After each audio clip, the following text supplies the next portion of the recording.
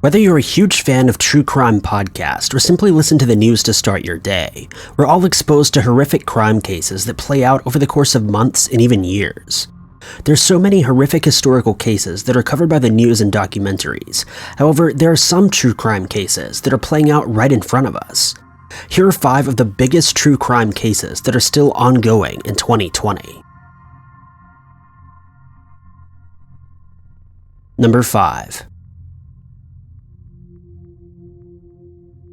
Odessa Carey is accused of murdering her mother, 73-year-old Odessa Carey, on April 8, 2019.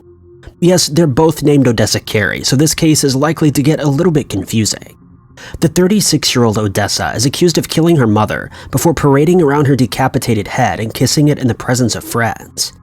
When her house in Ashington, Northumberland, England was searched, police found a pair of scissors, knives, and a mallet. Despite the brutal decapitation, the coroner ruled that the 73-year-old had died by being beaten to death and that all of the mutilation had occurred post-mortem. The day after 36-year-old Odessa had shown her head around, police searched the Carey household and found the decapitated head wrapped in a pillowcase and a towel before placing it into a plastic bag and stuffing it under the sink. According to the coroner's report, 73-year-old Odessa died anywhere between the 3rd and 8th of April, meaning that her daughter could have lived in the house with her dead body for days on end before being discovered. 73-year-old Odessa's body was found on her bed wearing an Olaf from Frozen t-shirt and bottoms. It was apparent to investigators that her stomach had been dissected in the bath before being placed on the bed.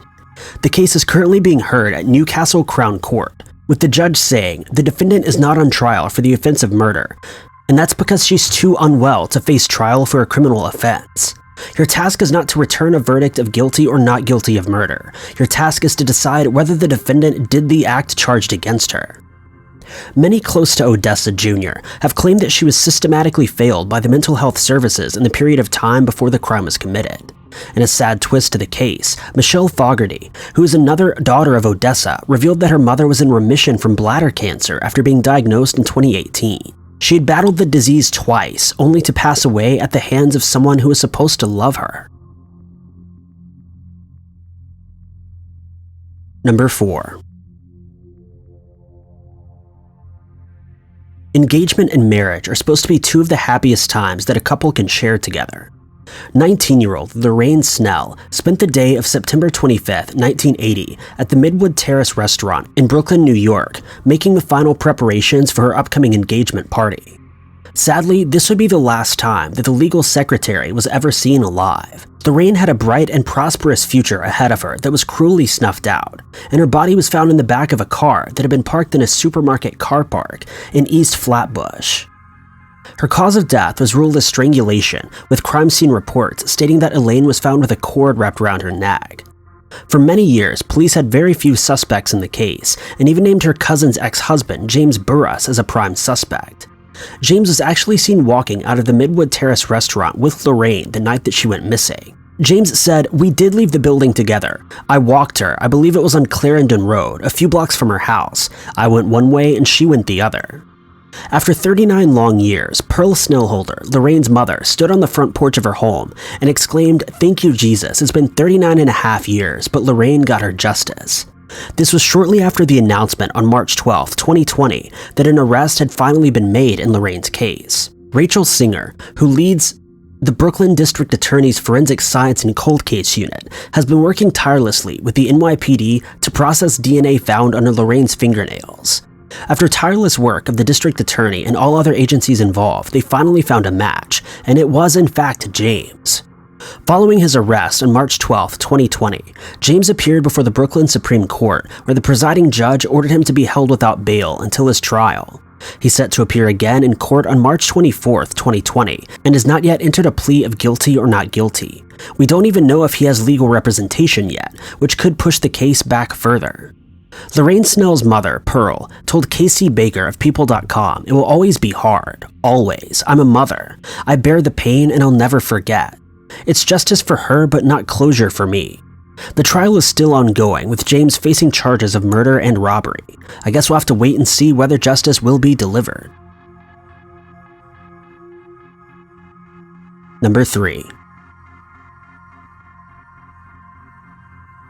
Children are the most vulnerable and unprotected people within our society, and the idea that a child could face violence at the hands of their caregivers is completely unimaginable. 18-year-old Megan Maggie Boswell was described as a loving mother who completely adored her young daughter, Evelyn.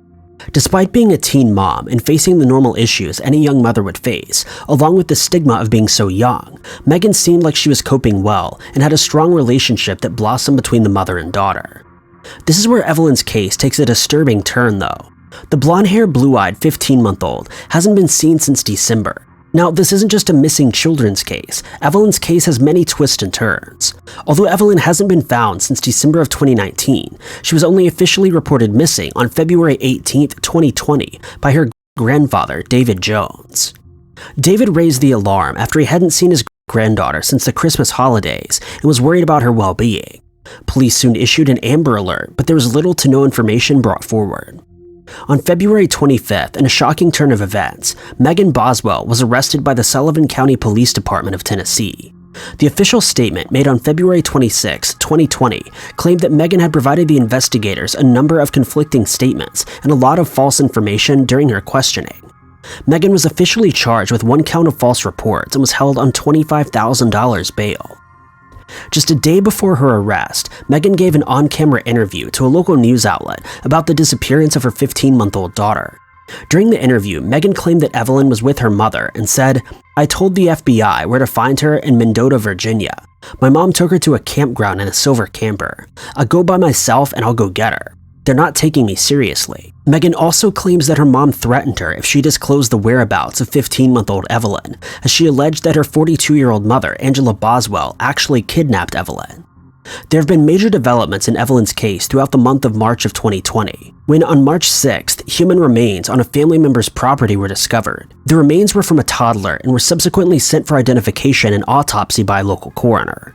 On March 11th, the Tennessee Bureau of Investigation made an official statement confirming that the remains were Evelyn. The TBI are appealing to anyone who has information about Evelyn's case to please come forward and contact the Sullivan County Sheriff's Office, as the discovery and identification of Evelyn is fairly recent. Updates on her case are on a day-to-day basis. Angela Boswell and William McLeod have both been charged with possession of stolen property, but so far no charges of kidnapping have been brought against them. None of the suspects involved have entered a plea, and it seems none of them has appointed an attorney to speak on their behalf. Once all evidence has been processed, we're likely to see updates in this case as we move throughout 2020. Number 2. Gannon Staunch was a bright, happy 11-year-old boy who hadn't been seen since January 27, 2020. Gannon left his home on the 6000 block of Mandan Drive, Colorado Springs, between 3:15 p.m. and 4 p.m. to walk to a friend's house. When he didn't make it to the friend's house or return home, his family became increasingly concerned. At first, the El Paso County Sheriff's Office didn't take Gannon's case seriously and actually listed him as a runaway, a label that is often given to most teens and young adults who go missing. Just 3 days later, on January 30th, Gannon's case was upgraded from runaway to missing and endangered. According to a press release by the EPC Sheriff's Office, Gannon is described as 4'9", weighing around 90 pounds with brown hair and brown eyes. He was last seen wearing a blue jacket, blue jeans, and tennis shoes. At the time of his disappearance, Gannon was at the home of his dad and stepmother. A neighbor of the Staunch family claimed that his home's CCTV system captured his mother leaving the house with Gannon on the morning of January 27th, but there's no footage to indicate that they came back home together. The neighbor commented, "I have kids, and if someone is in the neighborhood picking up kids, I want to know." A spokesperson for the Staunch family also commented, saying it was very emotional to the family to see the video because it's hopeful. Seeing him alive and walking is certainly a positive and heart-rending thing. A shocking update in Gannon's case came on Tuesday, the 3rd of March, when his appeared in a South Carolina courtroom. His is currently facing charges of first-degree murder, child abuse resulting in death, tampering with a dead body, and tampering with physical evidence. If she's found guilty of all charges, she's facing life in prison. Colorado police have not yet given any information as to why they believe Gannon is now deceased, and no remains have been found. The whole investigation and proceedings have been kept very tight-lipped, and the investigation revealed very little information to preserve the integrity of the case. His is currently being held without bond, with further court appearances due to take place in the near future. If anyone has information regarding the case, they're asked to contact the El Paso County Sheriff's Office. Number 1. The case of Lori Vallow and Chad Daybell is perhaps one of the most insane and perplexing cases of our time. If you've been following the case since 2019, you'll likely have seen the various news updates and social media postings about it. Despite the sensationalism behind this case, we have to remember that 7-year-old Joshua J.J. Vallow and his sister 17-year-old Tylee Ryan have been missing since November of 2019. Around October of 2019, Lori and Chad told friends that Lori's daughter had sadly passed away a year previously and she didn't have any other children. Both children have been missing since November of 2019, and this wasn't reported by Lori but by her extended family, who were concerned when they hadn't heard from her in some time. Before Lori married her latest husband, Chad Daybell, she was married to Charles Vallow, who confided in friends and family that he had genuine concerns for his safety. Charles was so scared that he filed for divorce in February of 2019 in order to distance himself from Lori. Charles's attorney even commented that, under our advice, he obtained an order of protection against his estranged wife. He was also concerned about proceedings as 7-year-old Joshua has special needs and requires a consistent routine. The reason that Charles Vallow was so scared is because his then-wife Lori had met Chad, the man who would become her new husband, and who was an author of the Latter-day Saints-themed fictional books. Lori claimed that Daybell had recruited her into his mission and, quote, was God assigned to carry out the work of the 144,000 at Christ's second coming in July of 2020, and that he had a more important mission to carry out, rather than being with her family. According to testimony by those close to the case, Lori and Chad became involved in a cult. This cult cannot be named for legal reasons due to a cease and desist order, who were warning members to be ready for the second coming. The cult even had a podcast that had Lori Vallow as a host, preparing the newest generation of young people to accept Christ into their lives.